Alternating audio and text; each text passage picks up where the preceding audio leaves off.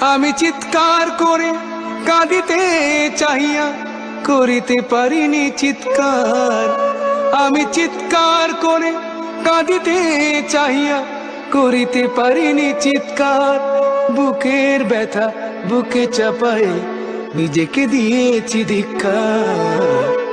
কতটুকু অশ্রু গড়ালে হৃদয় জলে সিক্ত, কত প্রদীপ শিখা জ্বালালে জীবন আলোয় উদ্দীপ্ত।